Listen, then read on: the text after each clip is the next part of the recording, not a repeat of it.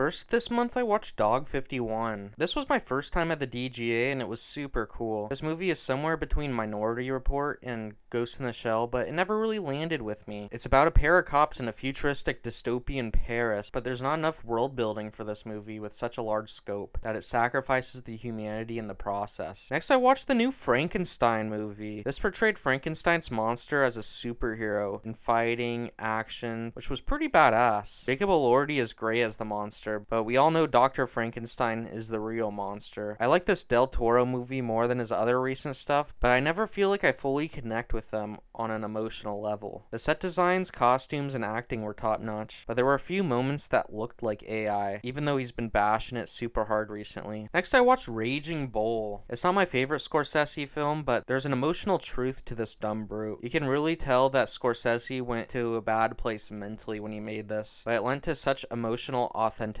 It combines the wild surrealism from The Ring with the brutal realism of his life between fights. Next, I watched Springsteen, Deliver Me From Nowhere. I felt this movie was pretty mid in its execution and style. The acting was good. Jeremy Allen White is a great singer as Bruce, but it doesn't really look much like him. Strong is one of my favorites, but he doesn't have anything to do in this movie. The romantic plot was super boring and does not lead anywhere unique or interesting. I wish it was more esoteric and matching the vibe of his songs themselves rather than building a middling music biopic around this iconic event. I don't see this one stick in my head too long, but I'll keep blasting the tunes. Next, I watched Sorry Baby. This one just wasn't for me. It was a mumblecore indie movie that's funny at parts, but mostly pretty sad with a lot of trauma at the center. I knew I was in for a bad trip when the Manchester by the Sea kid came in, which is a clear calling card that a movie will be mopey. This is centered around a rape by a professor, which shifted the tone of the movie, but not much was really done to address that afterwards, showing the years that progress, and maybe it's just the message is that people cope and learn how to move on, but it felt very strange and anticlimactic. The main character in the movie itself feel a bit selfish and self-indulgent, and I didn't vibe with it too much. Next, I watched Bringing Out the Dead. This is the final Scorsese and Schrader duo collaboration. I feel like this one's pretty overlooked. The aesthetic is cool with the bright white and dreamy look and the undercrank shots and the chaos of the whole thing. Nick Cage is great at playing an insomniac as he operates in this nihilistic, cynical world of an ambulance driver that's desensitized and traumatized by his work. Next, I watched the Chainsaw Man movie. This is the first thing I seen from Chainsaw Man, and it slapped. It was mostly a rom-com movie about a super horny virgin that is split between two different ladies. I like how it started with the characters catching a movie marathon and bonding over their similar reactions to movies. I really appreciate how much attention and care was put into the story aspects of this movie, making it self-contained for a newcomer like me. It was cool seeing anime in the theater, and I might as well do it more. Especially the 3D worked well because anime is a pretty 2D format, but the 3D really emphasizes the foreground and the background. The action was super cool and cutting edge and definitely worth the big screen. Next, I watched Good Fortune. I'm glad that comedies are coming back, and shout out to the movies that were actually filmed in LA. Keanu is the standout for me, playing a bit of a dumb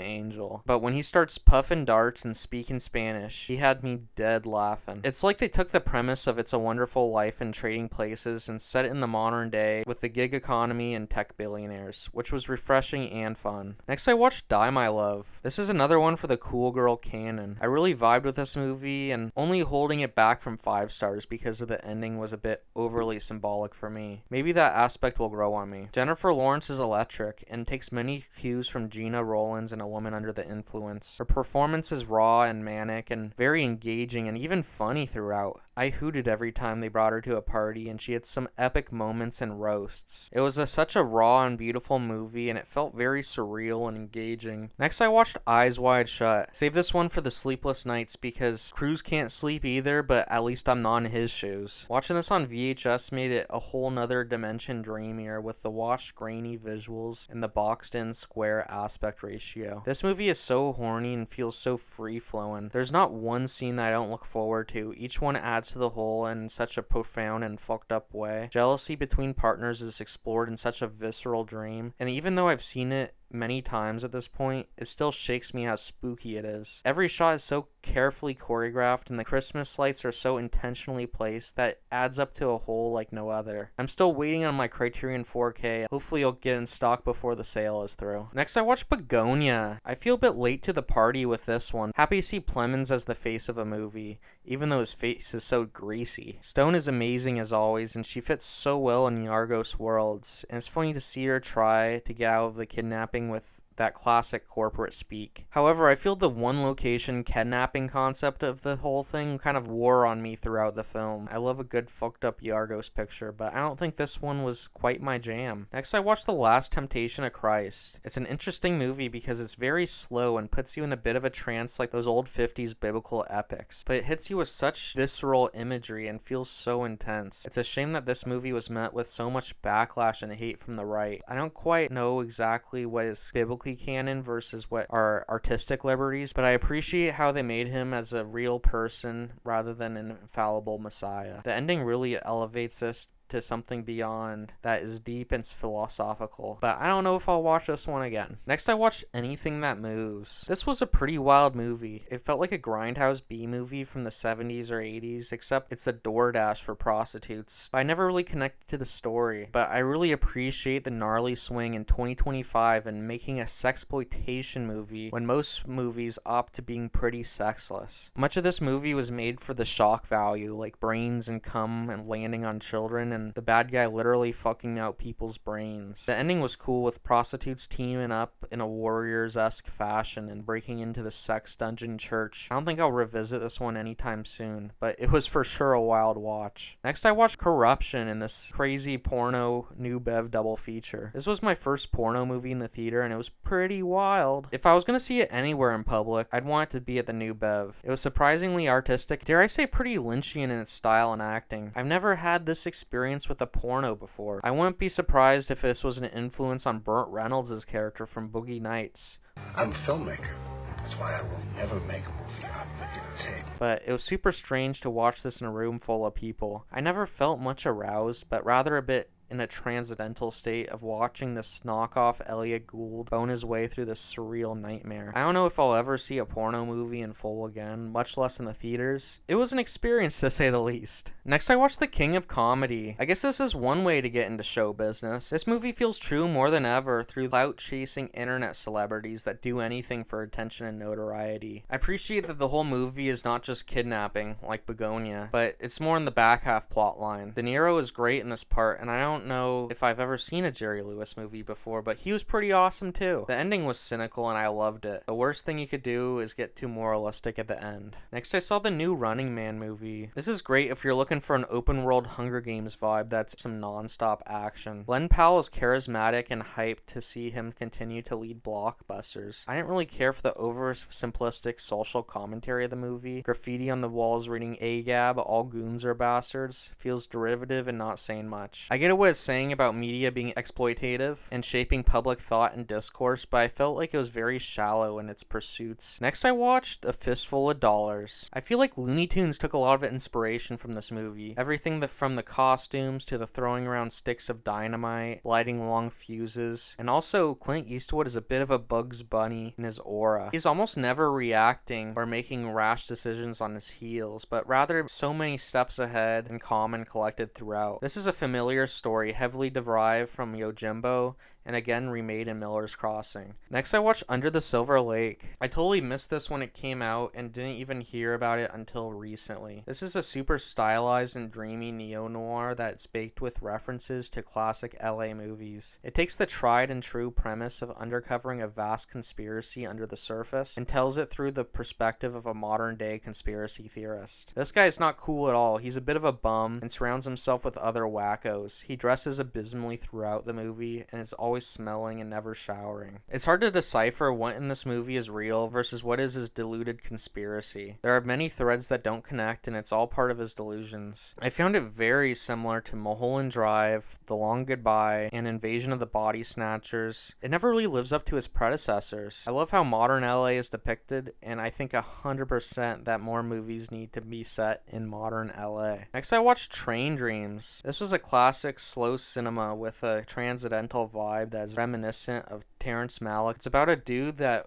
works many odd jobs, from building the railroad to being a lumberjack to a carriage driver. And he doesn't have too significant of a life and doing big things, but rather is a quiet story about a normal dude going day by day. I was really in the vibe and style of this movie through the first half, but then the big tragedy hits and the rest of the film wallows in grief and the inability to move past this tragedy. I didn't feel fully invested in the emotions, but once it ended, the woman behind me was sobbing. I don't think it reached the heights or depth of Malick, but it was a very nice movie for a rainy day. Next, I watched Oh Brother, Where Art Thou? I love the comfy nature of this movie. It combines the iconography from Homer to 1930s folklore into blues and folk jukebox musical that is such a pleasure every time. Next, I watched Keeper. This is the biggest disappointment yet. I'm always thinking about how these movies could be improved by readjusting the framing of the story. For Longlegs, I hope to see more Cage. For The Monkey, I don't really care about the twins, but the craziest kills were the best part. And for this one, it would have been a perfect anthology type movie. Something like Tales from the Crypt or Creep Tapes, where the bad guy goes into the room with all the boxes and have a short story about each of the relationships. Unfortunately, we get a direct remake of Garland's Men, which I did not enjoy at all. It's all kind of like a vampire movie, but far more impersonal because the guy isn't sucking out people's blood. He's rather gifted immortal life by feeding these weird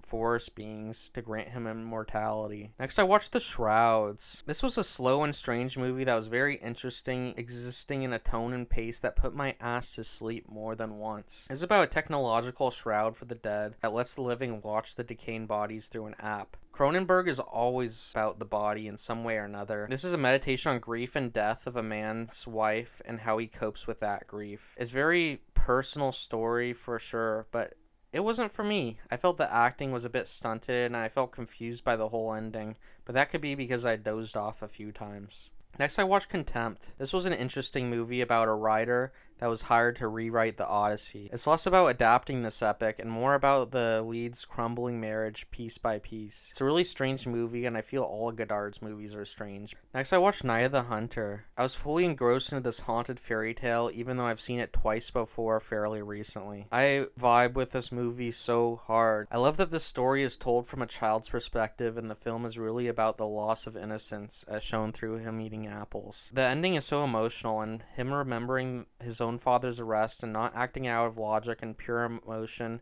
gets me every time.